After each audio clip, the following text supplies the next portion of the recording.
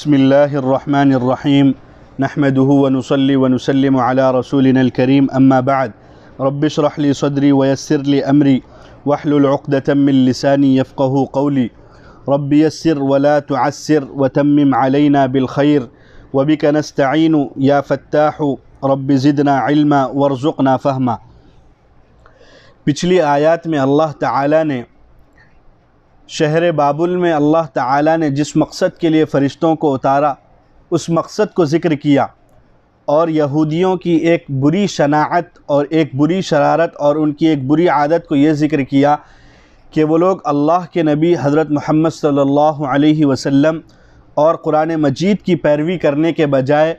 वो लोग सिहर और जादू और इसी तरह मुख्तलिफ़ चीज़ें जिसमें अक्सर यही होता है कि उसमें जिन्नात शयातीन या इसी तरह मुख्तलिफ़ चीज़ों से मदद मांगी जाती है और उनको खुश किया जाता है, ये लोग ऐसे काम में पड़ गए। हालांकि होना तो ये चाहिए था ये लोगों को कि अल्लाह के नबी सल्लल्लाहु अलैहि वसल्लम जिनकी निशानियाँ पहले तौरात इंजील में ये लोग पढ़ चुके थे और ये लोगों ने मुशाहिदा भी किया और उनको बिल्कुल ऐसे अज़बर ये निशानियाँ उनको याद थी जैसे कि आप सल्लल्लाहु अलैहि वसल्लम को अल्लाह ताला ने सामने रख दिया हो। लेकिन जब अल्लाह के नबी सल्लल्लाहु अलैहि वसल्लम दुनिया में आए, उन्होंने अल्लाह के नबी सल्लल्लाहु अलैहि वसल्लम के दुनिया में आने के बाद इन लोगों ने उन तमाम अलामतों को बग़ौर देखा और मुशाहिदा किया और गौर से मुशाहिदा किया, फिर भी उन्होंने इसका इनकार किया और आप सल्लल्लाहु अलैहि वसल्लम के ख़िलाफ़ साजिशें करने में लग गए। और अल्लाह के नबी सल्लल्लाहु अलैहि वसल्लम के ऊपर जो किताब नाजिल की गई कुरान मजीद, उसका भी तज़किरा पिछली किताबों में मौजूद है। इन तमाम दलाइल को देखते हुए और इन तमाम दलाइल को मालूम रहने के बावजूद ये लोग आप सल्लल्लाहु अलैहि वसल्लम और कुरान मजीद को छोड़कर एक ऐसी चीज़ में लग गए कि जो बिल्कुल अंबिया अलैहिमुस्सलाम से जिसका वास्ता नहीं है। और हद तो ये है कि ये लोग इसमें इस दर्जा आगे बढ़ गए कि वो लोग यहाँ तक कह गए कि हज़रत सुलेमान अलैहिस्सलाम नऊज़ु बिल्लाह जादू किया करते थे। इसीलिए अल्लाह ताला ने पिछली आयत में सुलेमान अलैहिस्सलाम का रद्द भी किया कि वमा कफ़र सुलेमान वलाकिन्न शयातीन कफ़रू, कि जादू जो है, सिहर जो है, वो असल कुफ्र है और उसमें कुफ्र होने की जो वजह है वो ये है कि जादू उसी वक्त मुअस्सिर हो सकता है, बल्कि जादू इस्तिलाह शरीयत में कुरान और हदीस की रोशनी में और दीन इस्लाम में उसी को कहा जाता है जिसमें जिन्नात शयातीन, जो शयातीन होते हैं, उनसे मदद मांगी जाती है और उनको सराहा जाता है और इस दर्जा सराहा जाता है जिस दर्जा अल्लाह को या इसी तरह अंबिया अलैहिस्सलाम को सराहा जाता है और उनकी तारीफ़ की जाती है।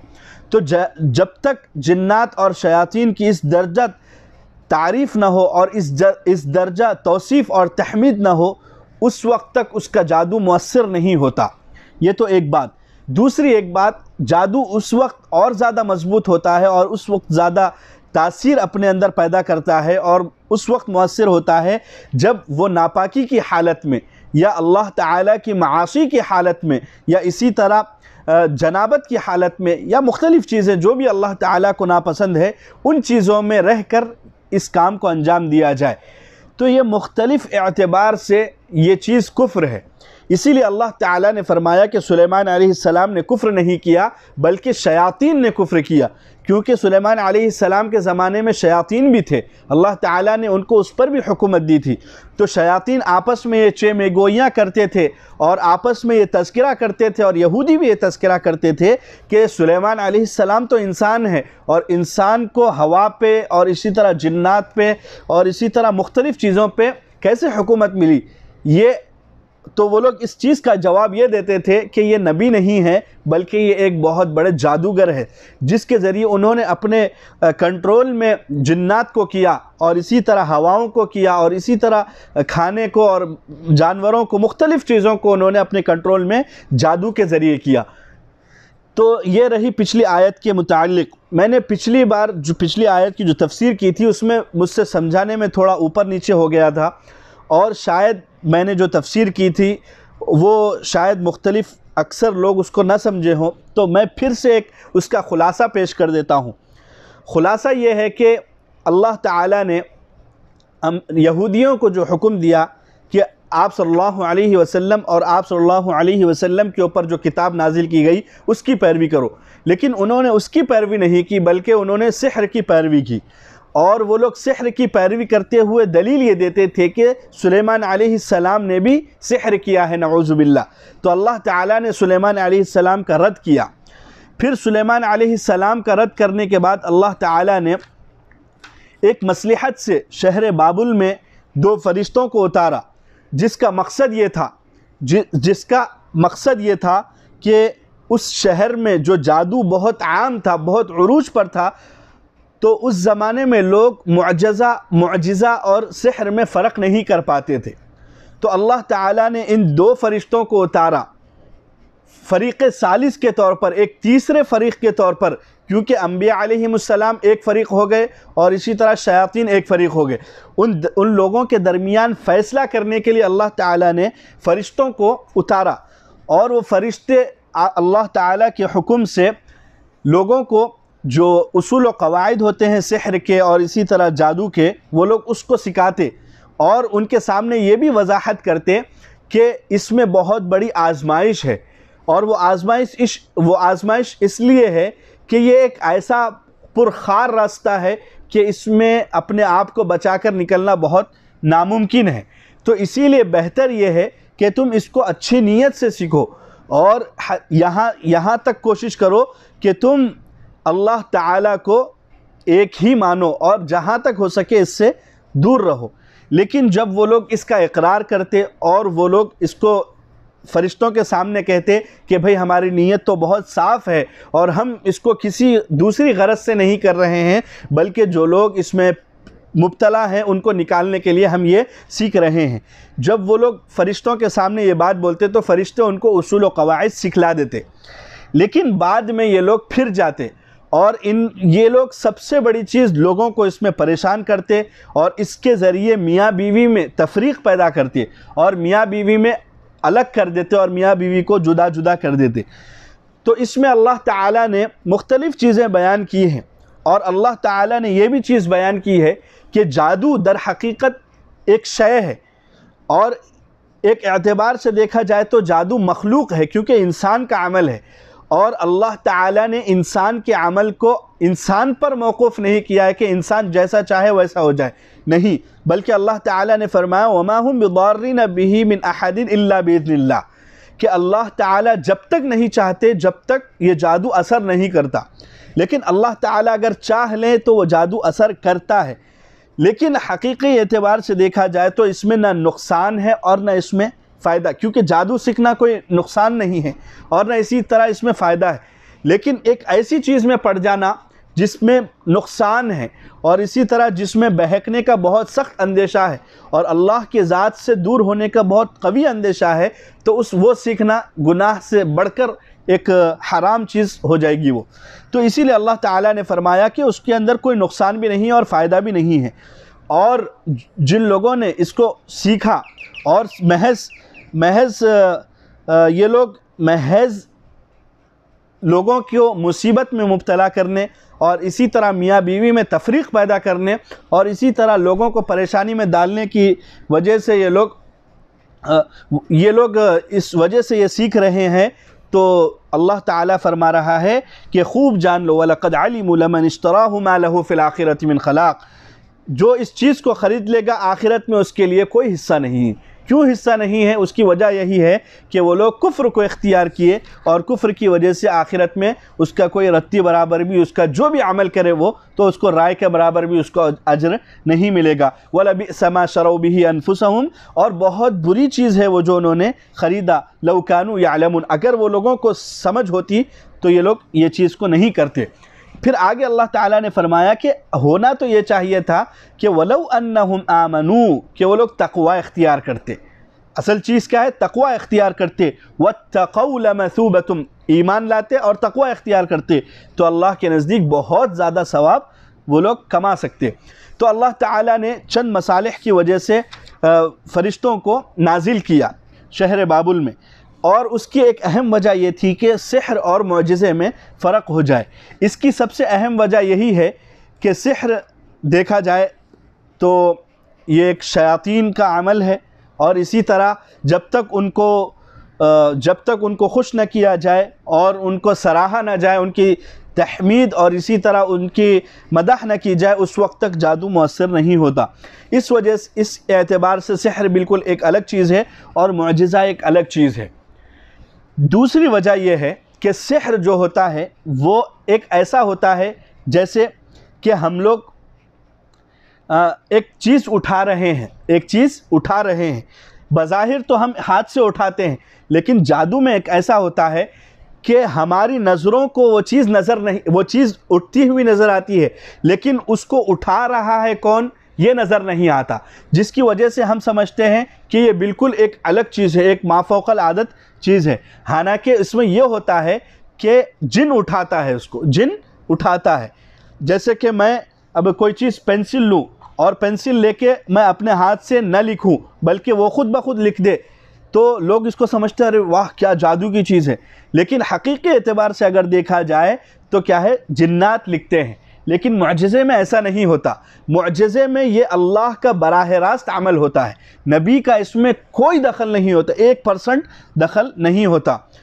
क्योंकि अल्लाह ताला ने जो ग़ज़वा बदर के मौके पर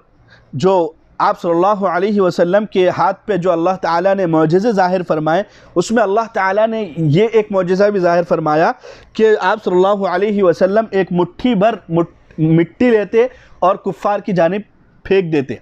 तो उस वजह से उनको कुछ नज़र नहीं आता। तो अल्लाह ताला ने सूरह अनफ़ाल में फ़रमाया वमा रमैता इज़ रमैता वलाकिन्नल्लाह रमा, कि हकीकत में ए मोहम्मद आपने फेंका है, लेकिन हकीकत में देखा जाए दुनियावी एतबार से तो आपने फेंका है, लेकिन असल वजह ये नहीं है। हकीकी एतबार से अगर बिल्कुल तह में जाके देखा जाए तो ये आपने नहीं फेंका, बल्कि आप एक इंसान है, एक बशर है, आपके अंदर इतनी सलाहियत नहीं है कि आप एक मुट्ठी भर मट्टी फेंक दे किसी के ऊपर तो वो सबके आंखों में चले जाए। हकीकत में ये फ़ेल आपका नहीं है, बल्कि ये फ़ेल अल्लाह का है। ये मुअजिज़ा अल्लाह ताला ने आपके हाथ पे ज़ाहिर किया है। वमा रमैता इज़ रमैता, कंकरियों की मुट्ठी जो आपने फेंकी है दर हकीकत आपने नहीं फेंकी, बल्कि वो अल्लाह ने फेंकी है। तो इसलिए और भी मुख्तलिफ़ चीज़ें हैं, क्योंकि ये चीज़ मुअजिज़ा तभी ज़ाहिर होता है जब नबी हो, और नबी से कुछ नहीं होता। अम्बिया अलैहिमुस्सलाम बज़ाते ख़ुद मुअजिज़ा ज़ाहिर नहीं कर सकते, बल्कि वो हकीकत में अल्लाह ताला का फ़इल होता है। और जादू इसी तरह सिहर इस्तिलाह शरीयत में मैंने पहले ही कह दिया कि इस्तिलाह शरीयत में जादू सिहर उसी को कहा जाता है जो जिन्नात और शयातीन को मदद लेकर हासिल की जाए। तो अब इसका सीखना सिखाना ये हराम हो गया, और अगर इसके ज़रिए नुकसान पहुंचाना हो तो तब तो हराम है ही है। लेकिन अगर कोई इस नीयत से सीखे कि लोगों को इसके ज़रिए इस आज़माइश से दूर करे और लोगों को इस मुसीबत से निकाले, तो बेहतर है कि सीखें। लेकिन अपने दिल पर जब तक काबू है, किसी सोहबत याफ्ता इंसान के पास रहकर सीखे और अल्लाह वाले के पास रहकर सीखे, और उसके सामने एक ही मद्देनज़र, उसके सामने एक ही चीज़ हो और उसके मद्देनज़र एक ही चीज़ रहे कि वो अल्लाह से डरता रहे और आप सल्लल्लाहु अलैहि वसल्लम की सुन्नतों पर अमल करता रहे, तब ये चीज़ दुरुस्त हो सकती है। वरना ये एक ऐसा पुरखार रास्ता है कि जिसमें अपने आप को बचा कर निकलना बहुत नामुमकिन सा मालूम होता है इस ज़माने में। और इस ज़माने में तो लोग जादू इस तरह आम एक रिवाज चल गया है हमारे दरमियान कि कुछ भी हो बस जादू कर दिए। ये एक अल्लाह ताला को नापसंदीदा अमल है और अल्लाह ताला को उससे सख्त नफ़रत है, और अल्लाह ताला ने तो फरमाया कि ये कुफ्र है, और जब कुफ्र इख्तियार किया और इसी हालत में मौत आ जाए तो फिर आखिरत में उसका क्या बनेगा। ये रहा पिछली जो आयतें जो मैंने आपके सामने जो तफसीर हुई थी उसका ख़ुलासा। अब आगे अल्लाह ताला ने यहूदियों की बाद शरारतों को ज़िक्र किया है। बिस्मिल्लाहिर्रहमानिर्रहीम, या अय्युहल्लज़ीना आमनू ला तक़ूलू राइना वक़ूलू उन्ज़ुरना वस्मऊ वलिल काफ़िरीना अज़ाबुन अलीम। ए ईमान वालो, राइना न कहो, उन्ज़ुरना कहो, नीज़ एहतराम व ताज़ीम के साथ सुना करो और काफिरों के लिए दर्दनाक अज़ाब है। असल में हुआ ये था कि बाज़ यहूदी एक शरारत उन्होंने ईजाद की और उन्होंने आप सल्लल्लाहु अलैहि वसल्लम के सामने आकर राइना राइना लफ्ज़ इस्तेमाल करते थे, क्योंकि जो मुसलमान थे या इसी तरह सहाबे किराम थे वो लोग, और इसी तरह आप सल्लल्लाहु अलैहि वसल्लम भी उम्मी थे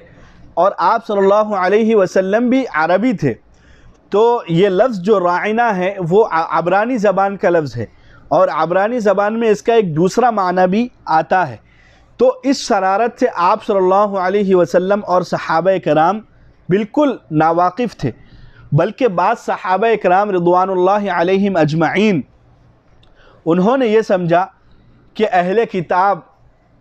अंबिया अलैहिमुस्सलाम के ख़ानदान से हैं और इसी तरह अक्सर अंबिया किराम इन्हीं ख़ानदान में से मबऊस हुए हैं,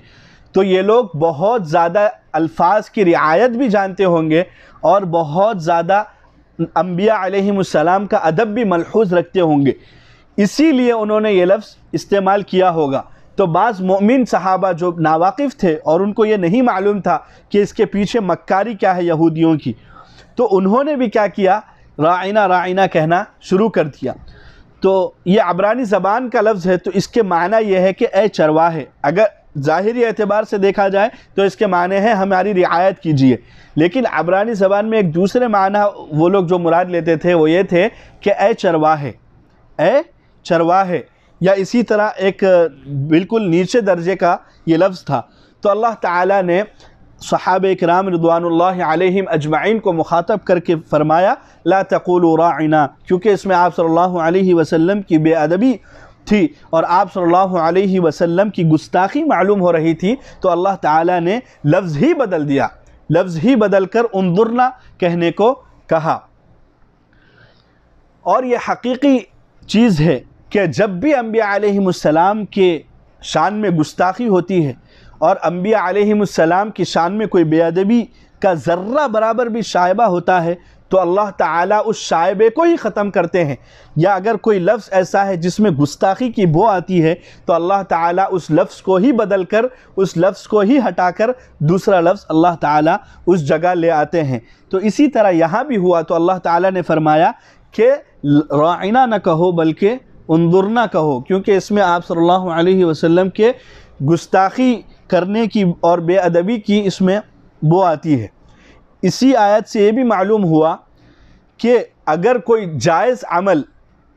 आवाम के नज़दीक नाजायज़ मालूम हो, या इसी तरह आवाम को ये ख़याल गुज़रे कि भाई ये गलत काम है, जैसे कि अगर कोई आलिम एक नेक अमल कर रहा है, एक जायज़ अमल कर रहा है, लेकिन जाहिलों को मुगालता पैदा हो जाए और इसी तरह जाहिल लोग मुगालते में पड़ जाए और शुबे में पड़ जाए और वो लोग नाजायज़ कामों में मुब्तला होने का ख़तरा हो, तो अहले इल्म को इस बात को छोड़ देना चाहिए, या अहले इल्म को इस काम से, ये काम करने से छोड़ देना चाहिए। इसकी दलील ये है कि आप सल्लल्लाहु अलैहि वसल्लम ने फ़रमाया कि बैतुल्लाह की तामीर जो कुरैश ने की ज़माने जाहिलियत में, वो हज़रत इब्राहीम अलैहिस्सलाम की, जो उन्होंने इब्राहीम अलैहिस्सलाम ने जो तामीर किया था वैसा नहीं किया, बल्कि उन्होंने हतीम को बाहर निकाल दिया और इसी तरह मकाम इब्राहीम को थोड़ा अलग कर दिया। तो आप सल्लल्लाहु अलैहि वसल्लम ने फ़रमाया कि मेरा दिल ये चाहता है कि मैं इसको मुनहदिम करके बिनाए इब्राहीमी, यानी इब्राहीम अलैहिस्सलाम ने जिस तरह बनाया था उस तरीक़े पर बनाऊं, लेकिन ये नावाकिफ़ लोग हैं, फितने में मुब्तला होने का अंदेशा था, इसीलिए आप सल्लल्लाहु अलैहि वसल्लम ने ये फ़ेल नहीं किया और इस तरह अपने हालत पर काबतुल्लाह को बाकी रखा। कुरान करीम में 88 मरतबा अल्लाह ताला ने इस उम्मत के मुसलमानों को खिताब फरमाया है या अय्युहल्लज़ीना आमनू के ज़रिए, और ये सिर्फ़ उम्मत मुहम्मदिया ही की खुसूसियत है। पिछले अंबिया अलैहिमुस्सलाम की उम्मतों को जब अल्लाह ताला को मुखातब करना होता तो अल्लाह ताला डायरेक्ट नबी को मुखातब करते और उनके ज़रिए अल्लाह ताला उनकी उम्मतों को और इसी तरह उनके हवारियीन को हुक्म करते। लेकिन अल्लाह ताला ने ये उम्मत मुहम्मदिया पर ख़ास फ़जीलत और ख़ास शरफ़ उनको बख्शा कि अल्लाह ताला ने डायरेक्ट कुरान में अल्लाह ताला ने मुसलमानों से ख़िताब किया और अगर देखा जाए तो इसमें सहाबा की सबसे बड़ी फजीलत मालूम होती है, क्योंकि जिस वक्त ये कलाम नाजिल हो रहा था उस वक्त सहाबा मौजूद थे और इसके सबसे पहले मुखातब सहाबा ही हैं। और इससे ये भी मालूम होता है कि अल्लाह ताला ने कुरान करीम में आमनू का लफ्ज़ इस्तेमाल फरमाया और सहाबा किराम कामिल मोमिन थे, इसीलिए अल्लाह ताला ने उनको मुखातब कर फरमाया। तो ख़ास तौर पे सहाबा किराम की इसमें फ़जीलत भी मालूम होती है और उमूमी तौर पर उम्मत मुहम्मदिया की फ़जीलत मालूम होती है कि अल्लाह ताला ने इस उम्मत को ये शरफ़ बख्शा कि उनके उम्मत को आमनू के ज़रिए अल्लाह ताला डायरेक्ट ख़िताब कर रहे हैं। बैहक़ी की एक रिवायत है कि हज़रत अब्दुल्लाह बिन मसऊद रज़ियल्लाहु अन्हु से एक शख्स ने दरख्वास्त की कि आप मुझको कुछ नसीहत कर दें, तो उन्होंने फरमाया कि अल्लाह ताला कुरान में जो नसीहत कर रहा है या अय्युहल्लज़ीना आमनू के ज़रिए, उसको गौर से पढ़ और उसको गौर से सुन और उसको गौर से समझने की समझ और उस पर गौर से और उसको फ़िक्र से और इसी तरह उस पर मुकम्मल अमल कर। क्योंकि अल्लाह ताला जब या अय्युहल्लज़ीना आमनू के ज़रिए मुखातब करता है तो उसमें किसी एक नेक चीज़ का हुक्म देता है और एक किसी बुरी चीज़ से अल्लाह ताला रोकता है और मना करता है। तो बैहक़ी ने इसको रिवायत किया है, तो ये हज़रत अब्दुल्लाह बिन मसऊद का कौल है। मा यवद्दुल्लज़ीना कफ़रू मिन अहलिल किताबि वलल मुशरिकीन, जो लोग कुफ्र पर कमर बस्ता हैं, ख़ाह वो अहले किताब में से हो या मुशरिकीन में से हो, अन युनज़्ज़ल अलैकुम मिन खैरिम मिर रब्बिकुम, नहीं चाहते कि तुम पर तुम्हारे रब की तरफ से कोई भलाई हो। वल्लाहु यख्तस्सु बिरहमतिही मन यशा वल्लाहु दुल फज़लिल अज़ीम, हालांकि अल्लाह जिसे चाहे अपनी रहमत के लिए मखसूस कर ले और बड़े फ़ज़ल वाले हैं और अल्लाह बड़े फ़ज़ल वाले हैं। रसूलुल्लाह सल्लल्लाहु अलैहि वसल्लम के साथ यहूद का जो बर्ताव था वो ऊपर की आयत में अल्लाह ताला ने बयान किया है। इस आयत में यहूद का बर्ताव मुसलमानों के साथ कैसा है अल्लाह ताला उसको ज़िक्र फरमा रहे हैं। बाज़ यहूदी ये लोग मुसलमानों से कहते कि हमारा भी दिल ये बहुत चाहता है कि हम तुम्हारी शरीयत को और तुम्हारे दीन को तस्लीम कर लें, और इसमें बहुत सी चीज़ें हैं जिसको हम समझते हैं और हम पसंद भी करते हैं, लेकिन क्या करें कि हमारे दीन तुम्हारा दीन से बेहतर है। यहूदी ये कहते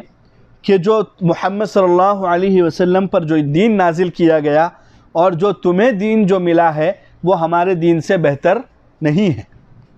उनका असल मकसद और असल मकसूद ये होता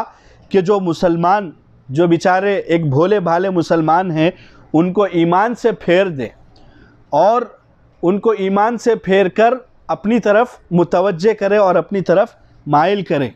तो अल्लाह ताला ने ये फरमाया कि सबसे पहले यहूदियों के दो दावे हैं। एक दावा ये कि यहूदियत इस्लाम से बेहतर है, तो उन्होंने इस दावे पर दलाइल तो कायम नहीं किए, और इसी तरह एक दावा कर देने से कुछ नहीं होता। दूसरी चीज़ ये है, दूसरा दावा उन्होंने ये किया कि अल्लाह ताला ने जो तुम्हें शरीयत दी और जो तुम्हें दीन दिया उसमें खैर खाह नहीं है, उसमें खैर नहीं है और उसमें वो बेहतर नहीं है। तो अल्लाह ताला ने ये फरमाया कि यहूद चाहे वो अहले किताब मुशरिकीन में से हो और कुफ्र वाले ये चाहते हैं, यानी अल्लाह ताला ने यहाँ कुफ्र का कफरू का लफ्ज़ इस्तेमाल फरमाया कि वो काफिर चाहे अहले किताब में से हो या चाहे मुशरिकीन मक्का से हो, वो लोग ये चाहते ही नहीं कि तुम दीन इस्लाम पर मुकम्मल तौर पर अमल करो, बल्कि वो लोग ये चाहते हैं कि वो लोग अपने बातों में बहला फुसला कर तुम्हें दीन मुहम्मदी से दूर कर दें और दीन मुहम्मदी को क्या है छुड़ा दें। और मुशरिकीन ये भी नहीं चाहते कि अन युनज़्ज़ल अलैकुम मिन खैरिम मिर रब्बिकुम, कि अल्लाह ताला की तरफ से तुम्हारे ऊपर भलाई नाजिल हो। सबसे पहले उन्होंने दो दावे किए, एक तो यहूदियत का इस्लाम से बेहतर होना, दूसरा ये कि ये जो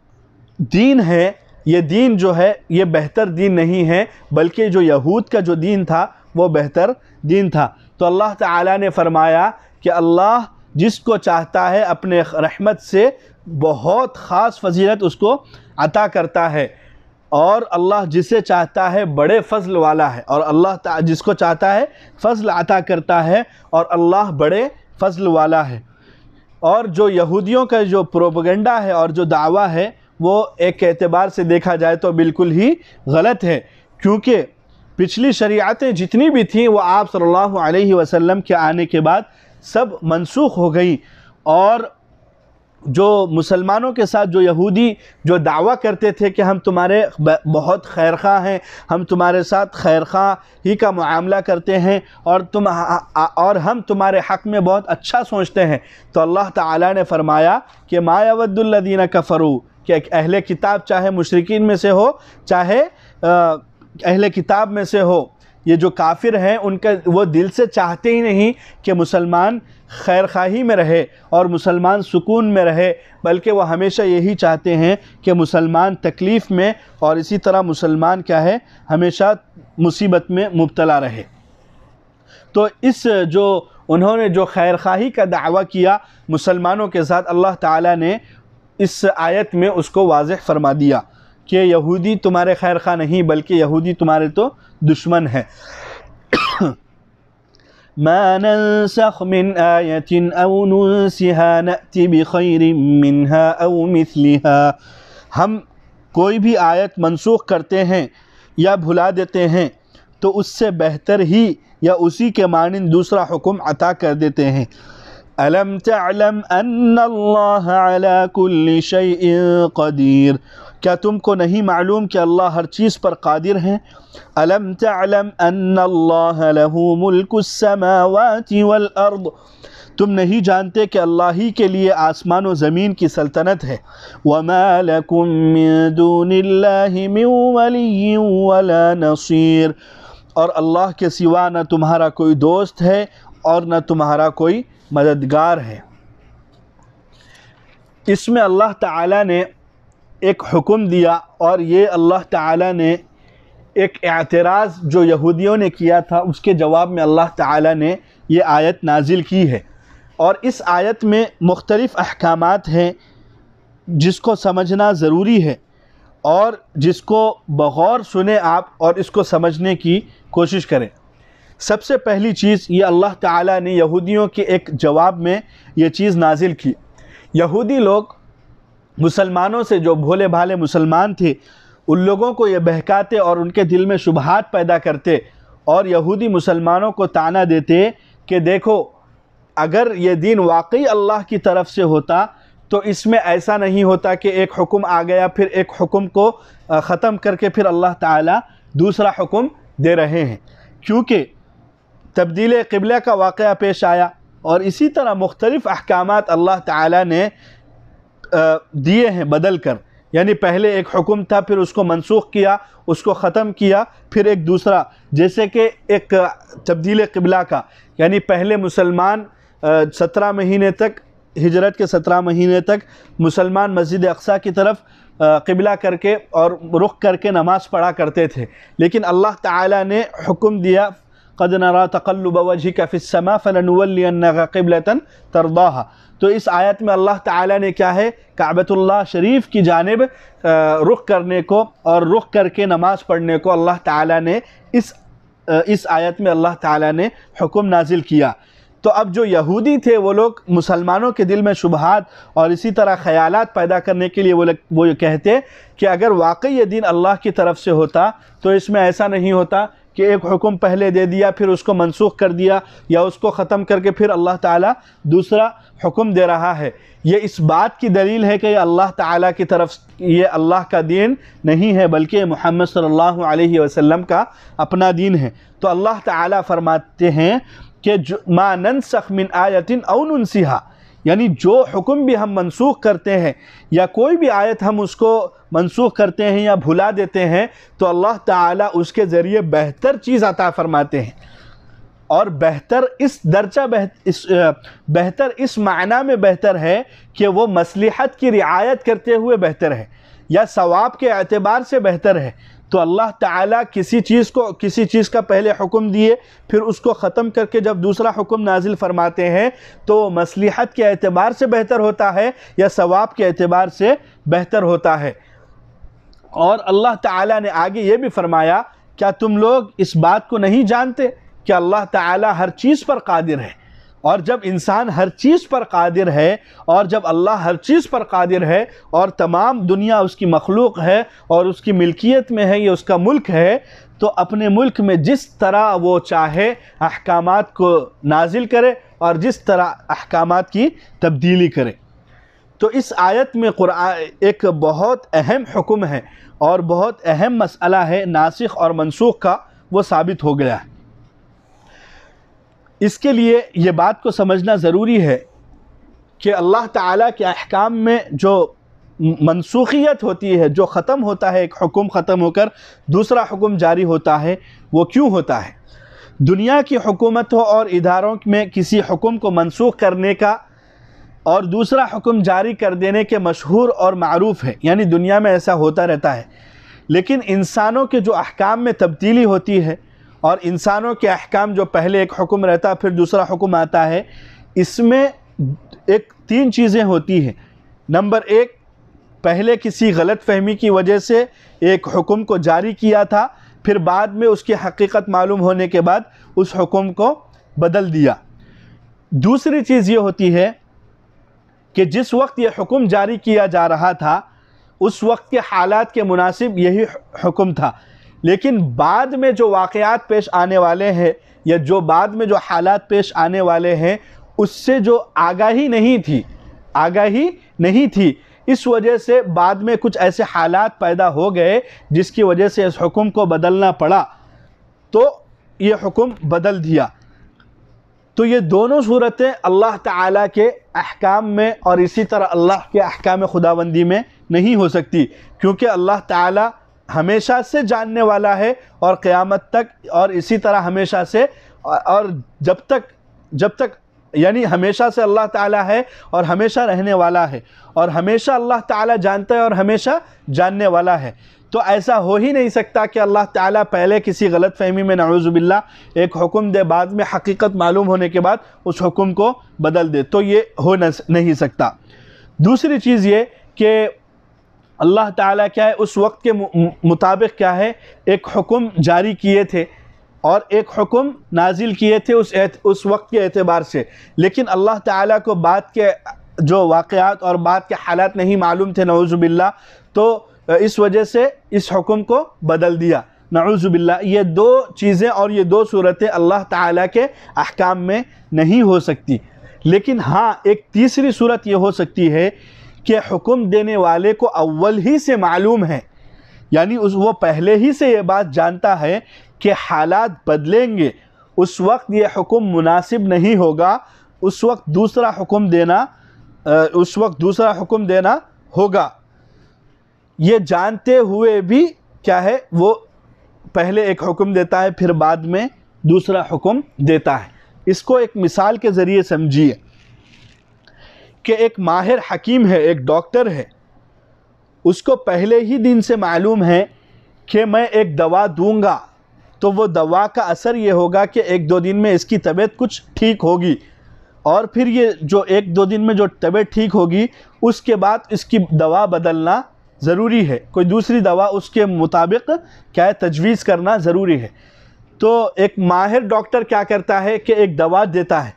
और वो ये कहता है कि भाई 2 दिन के बाद आओ, 2 दिन के बाद आओ, और फिर जब वो 2 दिन के बाद थोड़ा बहुत उस दवा से तंदुरुस्त होकर आता है तो वो उसको दूसरी दवा लिख कर देता है। अब अगर कोई शख्स डॉक्टर से ये कहे कि भाई डॉक्टर साहब, आपको ये पहले से ही मालूम था कि मुझे ये दवा से फ़ायदा होने वाला है, तो आप पहले ही क्या है ये दवा क्या है, यही दवा तजवीज़ करना चाहिए था और यही दवा क्या है मुझे देना चाहिए था। कोई डॉक्टर से अगर ये कहे तो डॉक्टर बोलेगा कि कितना बेवकूफ़ शख्स है, कितना बेवकूफ़ शख्स है, क्योंकि डॉक्टरी के एतबार से देखा जाए तो 2 दिन में उसको इस दवा से इफ़ाक़ा होना था, लेकिन जब इफ़ाक़ा हो गया तो अब दूसरी दवा उसको लिखी जा रही है। तो अब मरीज़ मरीज़ ये ना समझे कि भाई अरे डॉक्टर साहब कुछ भी नहीं मालूम, पहले एक दवा दे दी अब एक दवा दे दिए, ये नहीं, बल्कि मरीज़ ये समझता है और बल्कि उसको वाकई डॉक्टर कहते हैं कि वो मरीज़ के नफ्स से क्या है बिल्कुल माहिर हो और मरीज़ के नफ्स को बिल्कुल समझता हो। तो इसी तरह ये अल्लाह ताला के अहकामात में भी होता है। इसी की और एक दूसरी मिसाल कि एक मरीज़ है, मौजूदा हालात को देखकर डॉक्टर ने एक दवा तजवीज़ की और वो जानता था कि 2 रोज़ के बाद क्या है, इस दवा के इस्तेमाल करने के बाद मरीज़ का हाल बदलेगा। जब उसका हाल बदल गया तो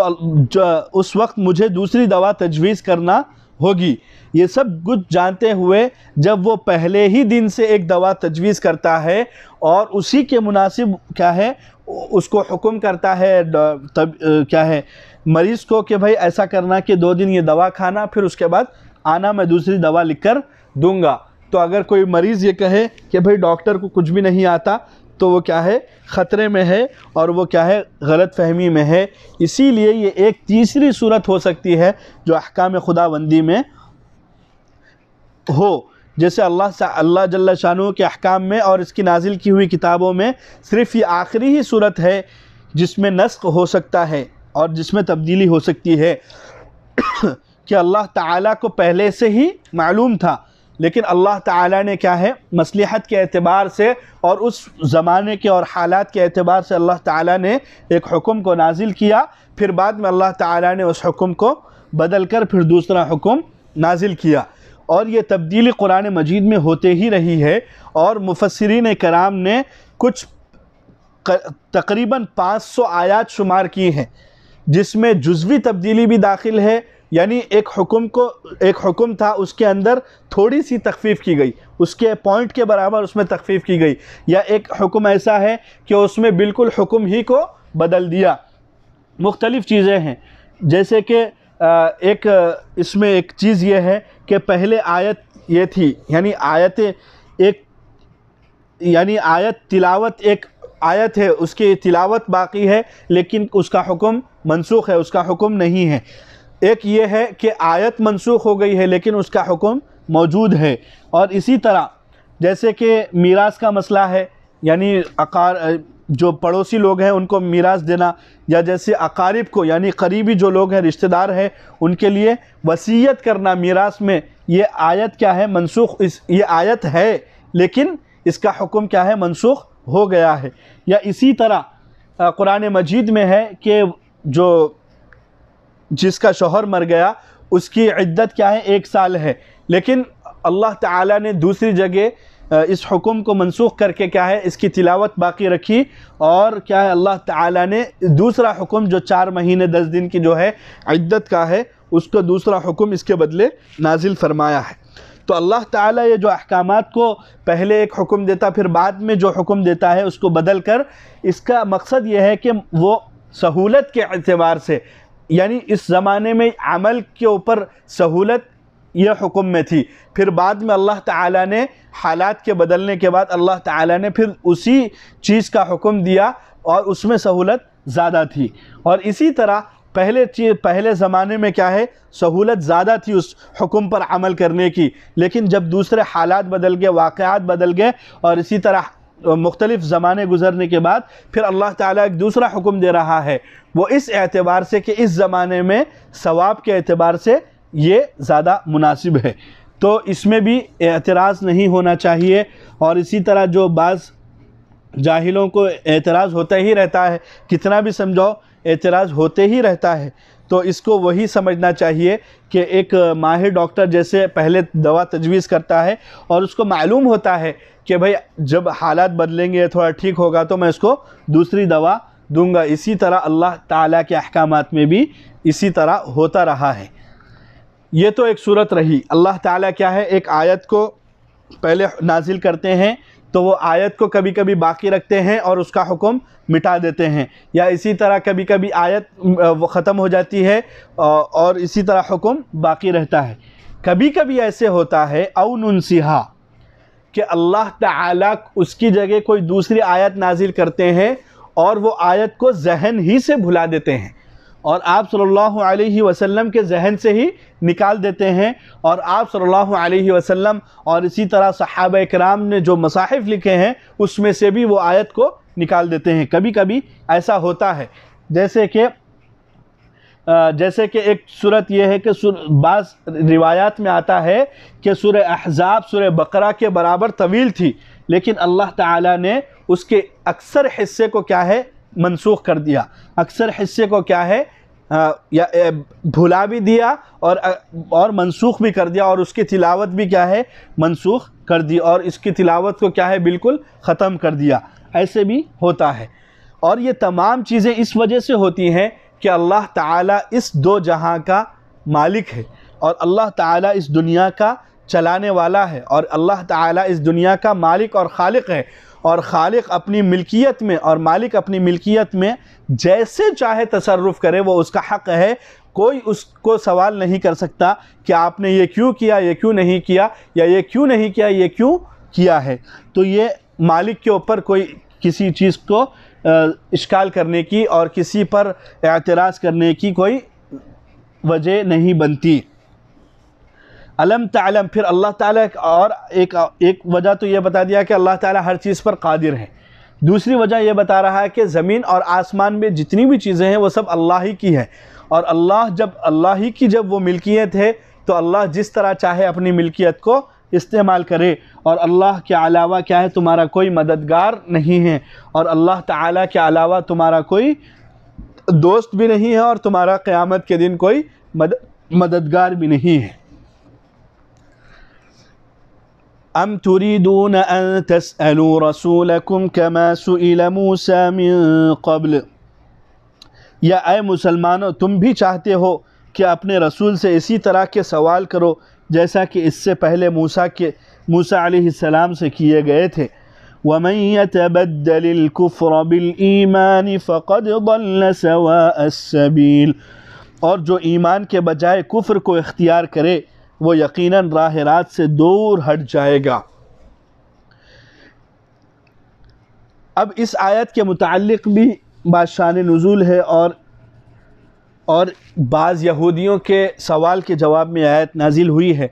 कि बाज़ यहूद ने हुज़ूर सल्लल्लाहु अलैहि वसल्लम की खिदमत में इनादन यानी बुग़्ज़ के तौर पर और हसद के तौर पर और दुश्मनी के तौर पर इनादन यह अर्ज़ किया कि जिस तरह मूसा अलैहिस्सलाम पर एक ही दफ़ा तौरात नाजिल हुई, इसी तरह आपके ऊपर कुरान क्यों नहीं नाजिल हुई, क्यों मजमूई तौर पर आपके ऊपर क्यों नहीं नाजिल हुई। तो अल्लाह ताला ने फरमाया कि अम तुरीदून अन तसअलू रसूलकुम, क्या तुम इसी तरह समझते हो या इसी तरह क्या है तुम अपने रसूल से सवाल करते हो जिस तरह मूसा अलैहिस्सलाम से तुम सवाल किया करते थे। एक एतबार से देखा जाए तो ये है, और एक दूसरे एतबार से अगर इसका तर्जुमा किया जाए कि हज़रत शेखुल हिंद ने इसका तर्जुमा इस तरह किया है, क्या तुम मुसलमान भी चाहते हो, यानी अम तुरीदून से यहूदियों को मुराद बाज़ मुफस्सिरीन ने लिया है, और हज़रत शेखुल हिंद रहमतुल्लाहि अलैह ने बाज़ मुफस्सिरीन के हवाले से मुसलमानों को मुराद लिया है कि अल्लाह ताला मुसलमानों से कह रहा है कि क्या ए मुसलमानों तुम ये चाहते हो कि तुम अपने रसूल से उसी तरह सवाल करो जिस तरह इन यहूदियों ने मूसा अलैहिस्सलाम से सवाल किया था कि गाय के मुताल्लिक़ कि भाई उसका रंग कैसा हो, उसकी माहियत क्या है, वो कैसा दिखने में कैसा होना चाहिए और कितने साल का होना चाहिए, मुख्तलिफ़ चीज़ें जो उन्होंने सवाल किया है कि ए मोमिनो तुम भी उसी तरह तुम अपने रसूल से क्या है सवाल करना चाहते हो जैसे कि इन्होंने यहूदियों ने किया है। और यहूदियों ने क्या है कुफ्र को क्या है ईमान के बदले में इख्तियार किया है, क्या तुम ये भी चाहते हो? नहीं। और यहूदियों ने क्या है, इसीलिए अल्लाह ताला फरमा रहा है कि मुसलमानों को ऐसा नहीं करना चाहिए, और मुसलमानों को ये चाहिए कि अल्लाह के नबी सल्लल्लाहु अलैहि वसल्लम जो भी हुक्म दे उसको मान ले, और अपने दिल में जो भी शुबा हो वो जाकर सवाल कर ले। बेजा सवालात मुसलमानों को और मोमिनों को रसूल खुदा सल्लल्लाहु अलैहि वसल्लम से नहीं करना चाहिए। एक एतबार से देखा जाए तो मुसलमानों को इसमें हुक्म है, और दूसरे एतबार से देखा जाए तो अल्लाह ताला क्या है यहूदियों की एक शनाअत को भी ज़िक्र कर रहा है। और अल्लाह ताला ये फरमा रहा है कि जैसे मूसा अलैहिस्सलाम पर एक दफ़ा कुरान जैसे तौरात नाजिल की गई तो आप सल्लल्लाहु अलैहि वसल्लम पर क्यों नाजिल नहीं की गई है। तो अल्लाह ताला फरमाता है कि अल्लाह ताला ही की मर्ज़ी है, अल्लाह ताला जिस एतबार से भी नाजिल करे वो वक़ालू लौला नुज़िला हाज़ल क़ुरआन अला जुमलतन वाहिदा, क्या है एक ही मरतबा में क्यों नाजिल नहीं हुई। तो बाज़ यहूदी जो सवाल करते थे अल्लाह ताला ने उसके जवाब में क्या है ये आयत को नाजिल फरमाया है और मुसलमानों को एक अदब सिखलाया है कि नबी सल्लल्लाहु अलैहि वसल्लम से ज़्यादा बेजा सवालात नहीं करना चाहिए। और इसी तरह आम मुसलमानों को भी यह हुक्म दिया कि जिस तरह नबी से बेजा सवालात नहीं करना चाहिए इसी तरह नबी के वारिसीन से और इसी तरह उलमाए उम्मत से और अहलुल्लाह से भी बेजा सवालात नहीं करना चाहिए। जो सवाल वाकई सवाल हो और वाकई शुबा हो और वाकई उसकी तहकीक मतलूब हो वो सवाल तो करना उसको इल्म आधा इल्म कहा गया है। लेकिन जो बिल्कुल जिस सवाल से कोई मकसद ही नहीं है और जो बिल्कुल बेकार और बेजा सवालात है उससे क्या है अहलुल्लाह से भी इज्तनाब करना चाहिए। और अल्लाह ताला ने सहाबा को हुक्म दिया कि तुम रसूल से भी बेजा सवालात न करो। और होना तो ये चाहिए था कि जिस तरह नबी सल्लल्लाहु अलैहि वसल्लम जो हुक्म दे फ़ौरन उसकी पैरवी करे और उस हुक्म को बिल्कुल सरे तस्लीम खम कर कर उसको मान ले और उसको अमल करे और उस पर अमल करें, ये होना चाहिए था। लेकिन यहूदियों ने इसके ख़िलाफ़ किया। और दूसरे एतबार से देखा जाए तो अल्लाह ताला क्या है मुसलमानों को अदब सिखला रहा है। आजकल के एतबार से देखा जाए तो जो गुस्ताखियाँ हो रही हैं आप सल्लल्लाहु अलैहि वसल्लम की शान में और इसी तरह आप सल्लल्लाहु अलैहि वसल्लम के असहाब की शान में वो नहीं होना चाहिए। और जो लोग ये कर रहे हैं सबसे पहले तो वो लोग अल्लाह से डरें। दूसरी चीज़ ये कि हम मुसलमानों को चाहिए कि हम सब मुसलमान मुत्तहिद होकर इन कुफ्र के ख़िलाफ़ और इस कुफ्र के ख़िलाफ़ और इस क़ुव्वत के ख़िलाफ़ हम पुरज़ोर मज़म्मत करें। और जिन्होंने भी आप सल्लल्लाहु अलैहि वसल्लम की गुस्ताखी की हो, चाहे थोड़ी भी हो, चाहे बड़ी हो, चाहे थोड़ी हो, चाहे उसमें बेअदबी का भी शायबा क्यों ना हो, उसमें हम सब मुत्तहिद होकर दुश्मन का मुकाबला करें। और जो शख्स नबी सल्लल्लाहु अलैहि वसल्लम और सहाबे कराम के ऊपर तान करे और ज़बान दराज़ी करे या उनकी गुस्ताखी करे तो हम तमाम उम्मत का ये फ़रीज़ा बनता है कि हम सब उनको क्या है हम सब उनके ख़िलाफ़ इकट्ठा हो जाएं और मज़बूत और मुत्तहिद हो जाएं। बल्कि इमाम मालिक रहमतुल्लाहि अलैह ने ये फ़रमाया है कि अगर कोई शख्स नबी सल्लल्लाहु अलैहि वसल्लम और सहाबे कराम की गुस्ताखी करता है और उनकी बेअदबी करता है, उसके ख़िलाफ़ कोई मुसलमान आवाज़ न उठाए तो उस मुसलमान को दुनिया में जीने का कोई हक़ नहीं बनता। उस मुसलमान को दुनिया में जीने का कोई हक़ नहीं बनता, बल्कि उस मुसलमान के दिल में ईमान है नहीं है इस बारे में भी ख़तरा पैदा हो जाता है कि ये मुसलमान भी है या नहीं है। इसीलिए हम सब को चाहिए कि ये हमारा इस्लामी फ़रीज़ा है, हमारा ये दीनी फ़रीज़ा है और ये हमारा अपना दीनी और इस शरीयत का जो फ़रीज़ा है कि हम सब इन गुस्ताखियों के ख़िलाफ़ बिल्कुल सख्त मुहिम चलाएं और बिल्कुल इनके ख़िलाफ़ क्या है सख्त हो जाएं और कअन्नहुम बुनियानुम मरसूस, एक सीसा पिघलाई हुई दीवार की तरह बिल्कुल खड़े हो जाएं इन जालिमों के सामने और इन गुस्ताखों के, इन कमीनों के सामने हम सब क्या हैं एक सफ़ होकर जमा हो जाए। इसलिए हम सब को चाहिए, ये हमारा दीनी और मिली सब हर चीज़ के एतबार से फ़रीज़ा बनता है कि आप सल्लल्लाहु अलैहि वसल्लम की शान में गुस्ताखी करने वालों को हम क्या है कैफ़र किरदार तक पहुँचाए। अगर हमारे पास उतनी क़ुव्वत नहीं है तो हम इतनी क़ुव्वत जमा करें और फिर इनके ख़िलाफ़ एहतिजाज करें और इनके ख़िलाफ़ सामने आ जाए और मैदान जंग में आ जाए और मैदान में आ जाए, इनके ख़िलाफ़ एहतिजाज करें। और दूसरी बात ये कि हमारे एक बहुत करीबी अज़ीज़ और बहुत करीबी दोस्त और हमारे हर दिल अज़ीज़ एक साथी शेख हनीफ़ साहब बिल्कुल बहुत मुखलिस साथी और बहुत नेक साथी थे। उनका इंतकाल हो गया है 2 दिन पहले। दुआ करें कि अल्लाह ताला उनकी मग़फ़िरत फ़रमाए और उनकी बाल बाल मग़फ़िरत फ़रमाए और अल्लाह ताला उनके क़ब्र को नूर से भर दे और अल्लाह ताला मुनकर नकीर के सवालात को आसान फ़रमाए और ए अल्लाह उनके क़ब्र को नूर से भर दे और उनके क़ब्र में ए अल्लाह जन्नत की नेमतें नाजिल फ़रमाएँ और उनके अहल व इयाल को सब्र जमील और सब्र जमील पर अज्र जज़ील अता फ़रमाए। ए अल्लाह जहाँ कहीं दुनिया में मुसलमान परेशान हाल हैं उनके परेशानियों को दूर फरमाएँ। जो मुसलमान मक़रूज़ हैं उनके क़र्ज़ की अदायगी गैब से सूरतें पैदा फ़रमाएँ। जो मुसलमान बीमार हैं उन्हें शिफ़ाए कामिला आजिला दायमा मुस्तमिर्रा अता फ़रमाएँ। ए अल्लाह हम सब को हक़ बात सुनने की और हक़ बात कहने की और हम सब को हक़ बात पर अमल करने की तौफ़ीक़ अता फ़रमाए और हक़ बात को आगे पहुँचाने की तौफ़ीक़ अता फ़रमाए। ए अल्लाह जिन गुस्ताखों ने आप सल्लल्लाहु अलैहि वसल्लम के ऊपर ज़बान दराज़ी की है और आप सल्लल्लाहु अलैहि वसल्लम की बेअदबी और गुस्ताखी की है, ए अल्लाह उनको दुनिया के लिए